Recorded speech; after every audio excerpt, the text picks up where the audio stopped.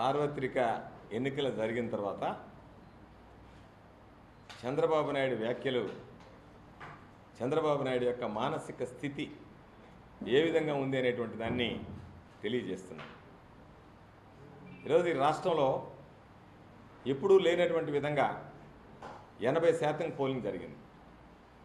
అంటే ప్రజలందరూ స్వచ్ఛందంగా ఓటింగ్లో పాల్గొని చంద్రబాబు నాయుడిని సాగనంపడానికి, చంద్రబాబు నాయుడు చీకటి పాలనకి చరమగీతం పాడాలని, చంద్రబాబు నాయుడు రాక్షస పాలనని అంతమొందించాలనేటువంటి ఆలోచన లక్ష్యంతో బారులు తీరి ఓటు వేసినటువంటి సందర్భం.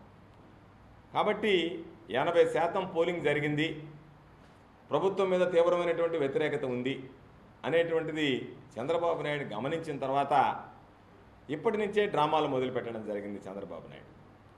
చంద్రబాబు నాయుడు ఓటమికి, ఈరోజు నా ఓటమి ఖాయమని చెప్పి చంద్రబాబు గుర్తించినప్పటి నుంచి రోజుకి 2 కారణాల చొప్పున ప్రతిరోజు 2 అబద్ధాలు చెప్తూ ఏదో ఒక విధంగా ఎవరో ఒకరి మీద నెపం నెట్టాలనేటువంటి ఆలోచనకి ఈరోజు ఉండేటువంటి పరిస్థితి. ఈరోజు చంద్రబాబు నాయుడు మాట్లాడినటువంటి మాటలు ఎంత హాస్యాస్పదంగా ఉంది అంటే, చంద్రబాబు నాయుడు ఓటు వేసినట్టుగా ఏలు చూపించాడు. ఓటు వేసి వేలు చూపించినటువంటి చంద్రబాబు నాయుడు బయటకు వచ్చి ఎన్నికల కమిషన్ దగ్గర నా ఓటు నాకు పడిందా అనేటువంటి అనుమానం వ్యక్తం చేశాడు. అంటే నీ ఓటు నీకు పడలేదు అని అంటే నువ్వు ఎవరికేస్తే వాళ్ళకి పడి ఉంటుంది ఓటు.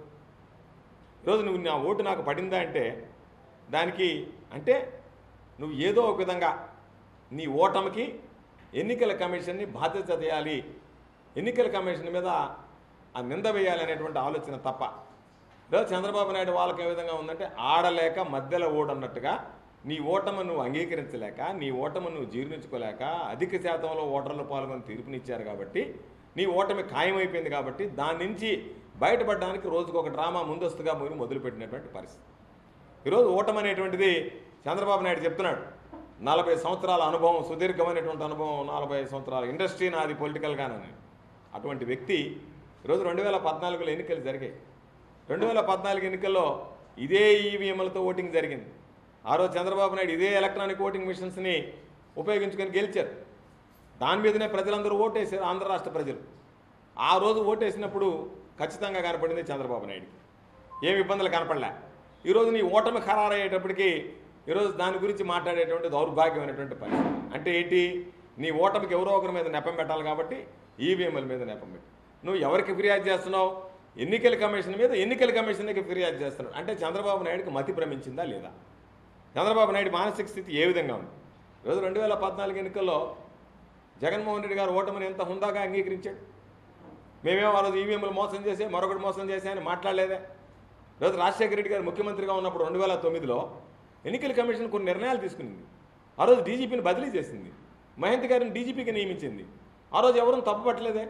ఈరోజు మీకు సంబంధించి ఒక అడిషనల్ డీజీపీగా ఉండేటువంటి వ్యక్తి, ఇంటెలిజెన్స్లో ఉండేటువంటి వ్యక్తి పొరపాటు చేస్తున్నాడు, ప్రభుత్వానికి మద్దతు పలుకుతున్నాడు, ప్రభుత్వానికి ఒత్తాసు పలుకుతూ వ్యవహరిస్తున్నాడు అని ఎన్నికల కమిషన్ చర్యలు తీసుకుంటే దానికి సంబంధించి నువ్వు కోర్టుకు వెళ్తావు.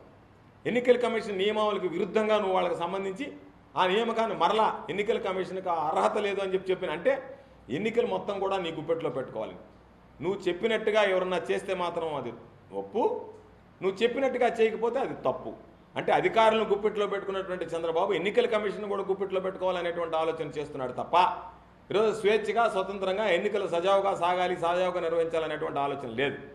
ఎన్నికలు ఏదో ఒక విధంగా తన గెలుపుకి అనుకూలంగా ఉండాలనేటువంటి ఆలోచన తప్ప ఈరోజు ప్రజాస్వామ్యం అనేటువంటిది చంద్రబాబు నాయుడికి అవసరం లేనటువంటి పరిస్థితి.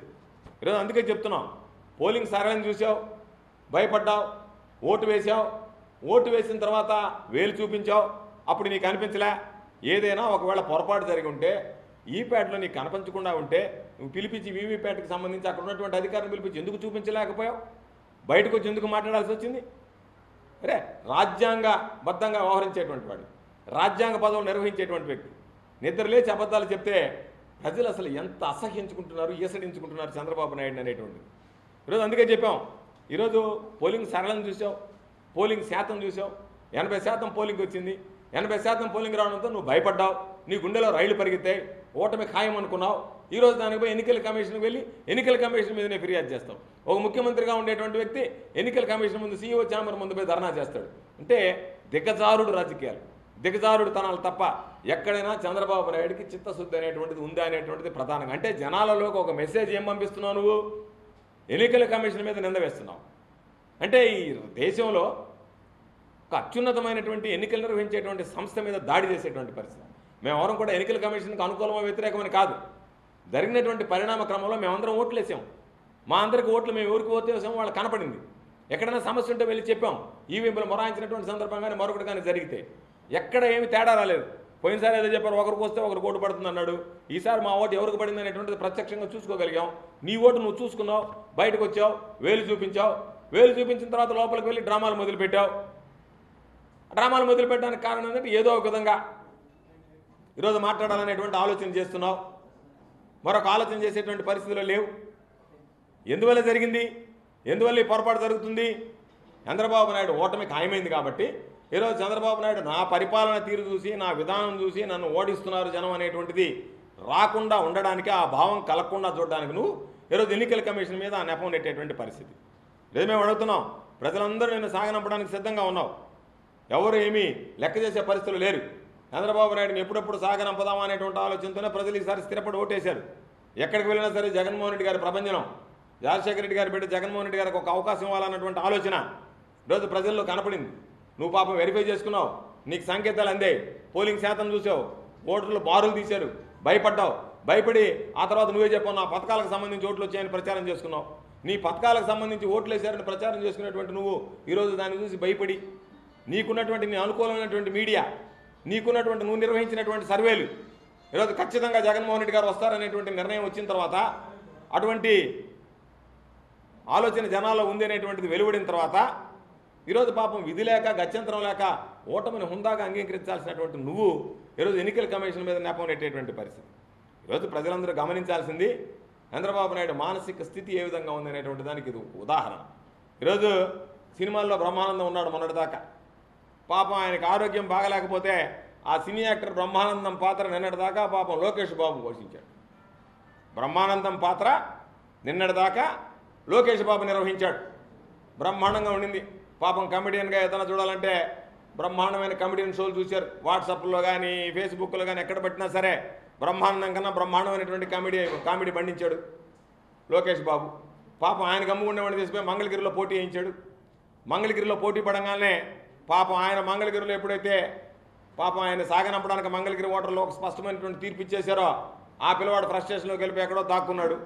కాబట్టి ఆ బ్రహ్మానందం క్యారెక్టర్ నిన్నటిదాకా లోకేష్ చేశాడు కాబట్టి ఈరోజు పాపం ఆ క్యారెక్టర్ కొంచెం ఇబ్బంది పడుతుంది కాబట్టి ఆ క్యారెక్టర్ చంద్రబాబు నాయుడు తీసుకుని ఈరోజు నువ్వు చూస్తుంటే బ్రహ్మానందం క్యారెక్టర్ చేసినట్టుగా ఉంది తప్ప మీరు తండ్రి కొడుకులు ఇద్దరు కూడా పొలిటికల్ కమెడియన్స్ లాగా వ్యవహరిస్తున్నారు తప్ప ఈరోజు ఏదైనా ఒక రాష్ట్రానికి ముఖ్యమంత్రిగా పనిచేసినటువంటి వ్యక్తి, 40 సంవత్సరాల అనుభవం ఉండేటువంటి వ్యక్తి వ్యవహరించేటువంటి తీరు విధానం లాగా లేదు. కాబట్టి చంద్రబాబు నాయుడిని ప్రజలు సాగనంపడానికి సిద్ధపడ్డారు. చంద్రబాబు నాయుడికి వ్యతిరేకంగా ఓటింగ్ జరిగింది. జగన్మోహన్ రెడ్డి గారి ప్రభంజనం ఉంది. ఈరోజు నువ్వు మాట్లాడినా నేను మాట్లాడినా ఓటింగ్ మారదు. కారణం ఏంటి? ప్రజలు ఒక నిర్ణయానికి వచ్చారు. ఎక్కడ కనపడ్డా బహిరంగంగా చూసాం, బాహాటంగా చూసాం. ప్రజలు బాహాటంగా బయటకు వచ్చి ఓటు వేసి చంద్రబాబు నాయుడికి వ్యతిరేకంగా ఓటు వేసాం, చంద్రబాబు నాయుడిని పారతోడాలని ఓటు వేసాం, చంద్రబాబు నాయుడు అంతు చూడాలని ఓటు వేసాం, చంద్రబాబు నాయుడికి ఇది చివరి ఎన్నికలు, ఇంకా చంద్రబాబు నాయుడిని మేము నమ్మం బాబు అని చెప్పి జగన్మోహన్ రెడ్డి గారికి ఫ్యాన్ గుర్తుకు ఓటు వేసామని చెప్పి బహిరంగంగా బూతుల దగ్గరకు వచ్చి ఎవడో లెక్క చేయకుండా మాట్లాడే అధికారాన్ని కూడా లెక్క చేయకుండా. కాబట్టి ప్రతి ఒక్కరికి తెలిసింది జగన్మోహన్ రెడ్డి గారు వేవు ఫ్యాన్కి ఓట్లు వేశారు, ఫ్యాన్ గుర్తుకని చెప్పి మీరు ఎన్ని రకాల నాటకాలు ఆడారు. చివరికి పోలింగ్ బూతుల్లో ఫ్యాన్లు ఇప్పించారు. పాపం వాళ్ళని ఒక్కబోసే విధంగా చేశారు. కారణం ఏంది? ఇక్కడ ఫ్యాన్ ఉంటే చూసి ఓటేస్తాడని. చంద్రబాబు నాయుడు పరిపాలన చూసి ఓటు వేయడు, జగన్మోహన్ రెడ్డి గారు గుర్తును చూసి ఓటు వేస్తారని పోలింగ్ బూతుల్లో ఫ్యాన్లు ఇప్పించారు. పాపం వాళ్ళు అక్కడ ఉడికి సచ్చారు. ఓట్లు వేసేటువంటి వాళ్ళు కానీ అధికారులు కానీ. ఎన్ని తప్పులు చేయకూడదు, ఎన్ని ఘోరాలు చేయాలో అన్నీ చేశారు. మీరు చేసినా సరే ఈరోజు ఫలితం మీకు వ్యతిరేకంగా ఉంది కాబట్టి, ప్రజలు మిమ్మల్ని నమ్మలేదు కాబట్టి, ప్రజలు విశ్వసించలేదు కాబట్టి, ప్రజలు చంద్రబాబు నాయుడు మోసాలను గమనించారు కాబట్టి, చంద్రబాబు నాయుడు మోసాలను ప్రజలు గుర్తించారు కాబట్టి నీకు వ్యతిరేకంగా ఓటు వేస్తే హుందాగా స్వీకరించు. నువ్వు 5 సంవత్సరాల రాక్షస పాలన చేసావు. ఈరోజు 5 సంవత్సరాల ప్రజలు నీ వల్ల విసిగి వేసారిపోయారు నువ్వు తీసుకున్నటువంటి ప్రజా వ్యతిరేక విధానాల వల్ల. కాబట్టి ఈరోజు నీకు వ్యతిరేకంగా ఓటు వేస్తే, నీకు 80% పోలింగ్ వస్తే, దాని మీద స్పష్టమైనటువంటి సంకేతాలు వస్తే, నీ ఓటమి ఖరారైతే నువ్వు దానికి సంబంధించి ఆ నెపం ఎన్నికల కమిషన్ ముందస్తు డ్రామాలు ఈ నెల రోజులు ఇదే డ్రామా నడిపిస్తాడు.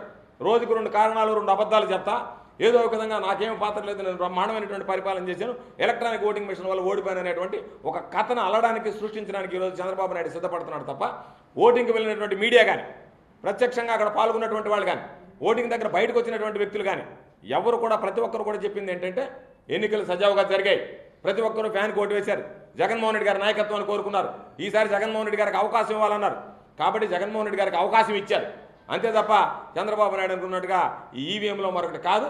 కాబట్టి చంద్రబాబు నాయుడు లాంటి వ్యక్తి ఇప్పటికైనా సరే పొలిటికల్ కమెడియన్ లాగా వ్యవహరించకుండా చంద్రబాబు నాయుడు హుందాగా వ్యవహరిస్తే మంచిదని చెప్పి ఈ సందర్భంగా హితవు పలుకుతున్నాం. సార్, మే 23 తర్వాత మంచి రోజు చూసుకొని సుముహూర్తం చూసుకొని నేనే ముఖ్యమంత్రి అని చంద్రబాబు నాయుడు గారు నిన్నటి రోజున అమరావతిలో చెప్పారు. చంద్రబాబు నాయుడు మానసిక పరిస్థితి, మానసిక స్థితి పొలిటికల్ కమెడియన్ లాగా మారిపోయాడు. కారణం ఏమిటి అంటే చంద్రబాబు నాయుడు ఒక పక్క ప్రమాణ స్వీకారం చేస్తానంటాడు, ఓ పక్క ఈవీఎంలు మోసం చేసాయంటాడు. అంటే ఒకవేళ గెలిస్తే గెలిచినట్టు, ఓడితే ఎన్నికల్లో ఓడిపోయినట్టు, అంటే 2 విధాల ద్వంద్వ పరిణామాలు. చంద్రబాబు నాయుడుకి ఎప్పుడు 2 కళ సిద్ధాంతాలు. కాబట్టి చంద్రబాబు నాయుడు ఆలోచనది గెలిస్తే నేను ముందే ఊహించాను, ఓడిపోతే ఎలక్ట్రానిక్ ఓటింగ్ మిషన్ మీద నెపం కొట్టాను. కాబట్టి చంద్రబాబు నాయుడు 2 పడవల మీద కాళ్ళు పెట్టేటువంటి అలవాటు, 2 నాలుగుల ధోరణి, 2 కళ సిద్ధాంతం ఉండేటువంటి వ్యక్తి. కాబట్టి ముందస్తుగా ఎవరైనా చెప్పినా చంద్రబాబు నాయుడు ఈయన జీవితంలో ముఖ్యమంత్రిగా ప్రమాణ స్వీకారం చేసేటువంటి అవకాశం లేదు. ప్రజలు చంద్రబాబు నాయుడిని ఇంక ముఖ్యమంత్రిగా అంగీకరించరు. భవిష్యత్తులో చంద్రబాబు నాయుడు కుమారుడు లోకేష్ బాబుని ఈరోజు ప్రజలు చూడడానికి ఇష్టపడటం లేదు. కాబట్టి ప్రజలు శాశ్వతంగా చంద్రబాబు నాయుడికి విశ్రాంతి ఇచ్చినటువంటి పరిస్థితి.